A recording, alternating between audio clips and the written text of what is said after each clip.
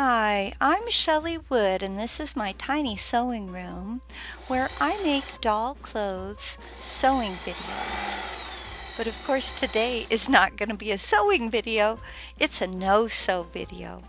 Today I'm going to show you how to make a no-sew candy corn sandwich board style Halloween costume, which is designed to fit your 18-inch dolls like American Girl dolls, My Generation Journey Girls, My Life as dolls, Adora Amazing Girls, and many similar sized dolls. Now, before we begin, please go to shelleywood.com to download and print these two free PDF no-sew patterns, and there's a link in the description below. Use the tallest of the patterns to cut out 2 triangles from white craft foam. And you'll see me right here showing you what these look like, so white craft foam. Use the middle layer pattern to cut out 2 pieces from orange craft foam, and then cut 2 yellow pieces of craft foam using the pattern that's labeled top layer as a guide, even though it's at the bottom of the candy corn. So these are the top layer because we glue them on last. So here you see me tracing around just using a regular old pencil to make my top layer or the bottom section of the candy corn. Then I just cut it out, and you would do this with all of the different shapes that you have. There's 3 pieces. So you'll cut the full triangle out of white, a partial out of orange, and then this little mini section out of yellow. And you don't have to be especially careful because we'll actually trim it up a little toward the end.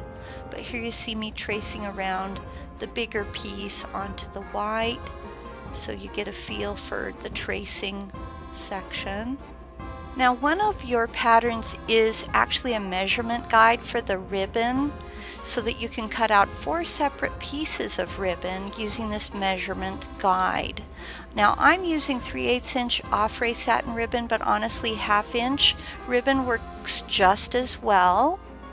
As you can see here, I chose a ribbon color that will match my doll's shirt. We're going to tie those in little bows at the top. Now, once you've cut out your 4 ribbons, you're going to lay their angled tips on wax paper and dab some Dritz fray check on the ends to keep the raw edges from fraying. We'll be gluing the non-angled ends to the costume, the squared off ends, so you won't need to use fray check on this end. Just the angled end needs fray check. Alright, so here I am cutting out my ribbons. I do a squared end and then I do an angled end. And actually, after I cut that first one, I went back and decided it wasn't angled quite enough, so I recut it a little bit. Sometimes that can prevent fraying too, to angle it. And then I'm using wax paper to lay them on, and I had trouble, my ribbon wanted to curl, so I used my pin cushion as a weight. Fray check is relatively inexpensive, and it's a type of glue kind of stuff. Warm up a glue gun and give it a drip catch surface. Lay out one of the white triangles. Glue around the edges of one of the orange middle sections all the way around the edge, and then lay the orange piece on top of the white triangle with the pointed cone sticking out above it and the glue on the bottom so that it glues them together. If your edges aren't perfect, that's okay. We will trim away those edges before we're done. For now, just create 2 pieces like this. The final or top layer will be the yellow section. Hot glue its edges and then flip it over and glue it to the base of the candy corn, just like that. Once you've created 2 candy corn foam shapes,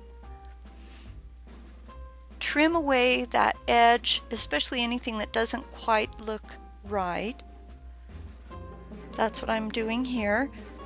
Just trimming off where the white sticks out or where my pencil marks are. There we go.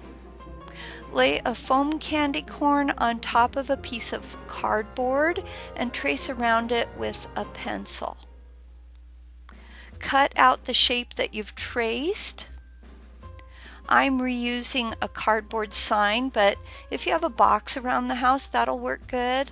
Now stay inside the pencil lines because you want to make sure that the candy corn covers up the cardboard like that. So you want the cardboard to be easily hidden underneath of the colorful foam front, just like so.